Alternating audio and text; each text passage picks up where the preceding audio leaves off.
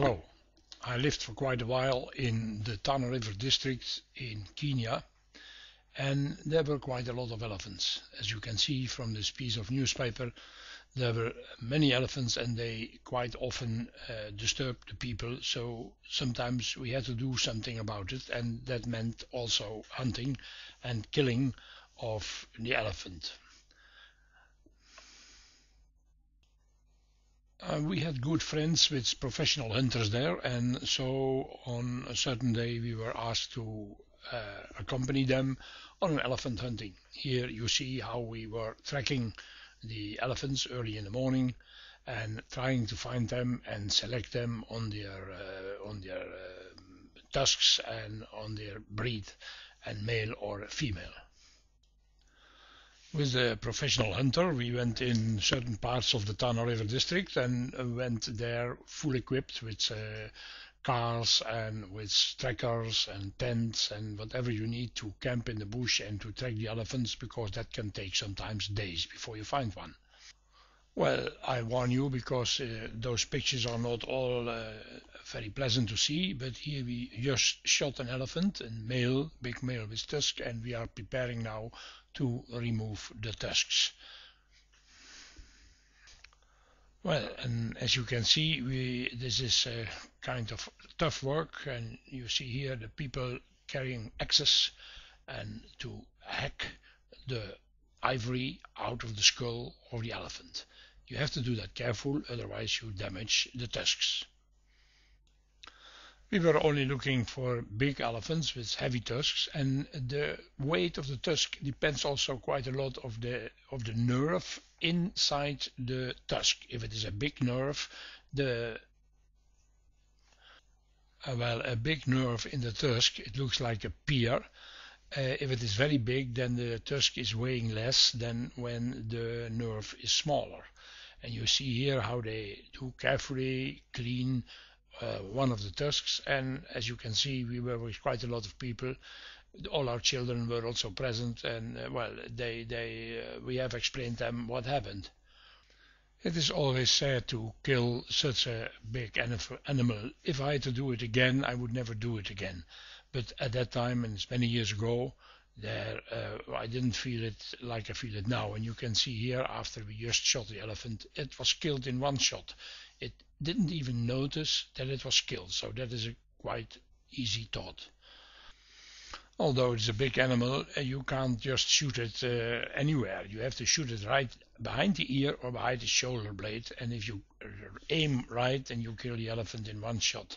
So this elephant you see here was killed instantly. And here you see how he was still going, preparing to remove the tusk. The elephant was left in the bush for the vultures.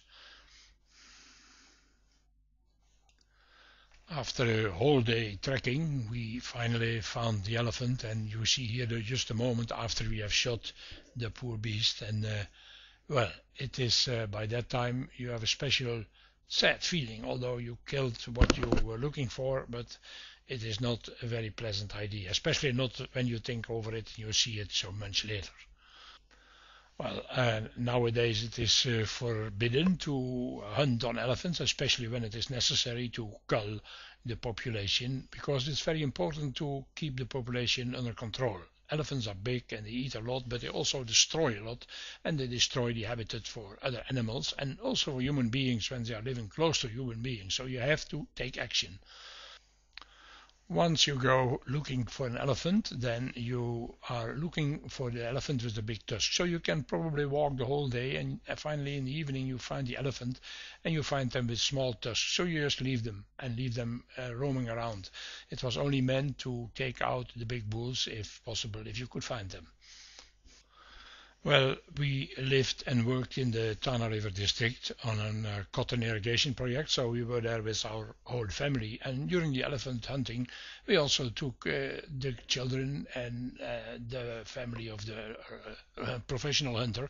And you can see that children, they have a special kind of feeling about this. So they were playing with the dead elephant as if it was a playing toy. It doesn't look nice, I know, but it was like it was. It is somehow a very impressive experience to go for elephant hunting. especially when you kill the first elephant and you see it falling down and you inspect the tusks and you see that the animal is dead instantly and has not suffered at all. And since you know you will protect that by also the local people so they can grow their crops and eat and feed their families without being hazards by the wild animals that roam around, although they are the first inhabitants there. And as we can think we should save animals, but people are more important than animals, and that's the way the people felt it. Here you see a picture in the camp where we were with a professional hunter. We were shooting a couple of elephants, and you see here the tusks that were taken out from those animals. And the animals themselves, the dead animals, were left in the bush for the vultures, and they were very quickly there. Even before we finished and were away there, we saw the first vultures already in the air. We were camping that time near Wayu, not far away from the place called Hola, right in the bush of the Tana River district, and camping there and experiencing that special life is a unforgettable experience, I can tell you. And here you see a picture of the land cruisers ready to go out in the morning for trekking again. Well, this picture you see here is not of our hunting party. This is a party long ago, and you can see how big the tusks were by then. But nowadays you will hardly find any elephant like that size anymore in Kenya, because there was a lot of poaching and a lot of hunting, and the big elephants are all gone, and there are only the smaller bulls which are left. But if the animals keep aside for a number of years, we will find the same big animals again. I'm quite sure for that. Well, I hope you are not all too be frightened after have seen those pictures, but this was the way it was, and it is still going on more or less like that. Although the elephant is much more protected, and let's be happy about that, because this animal is so imposant and so nice and so beautiful. It should live forever and not be killed by a bullet.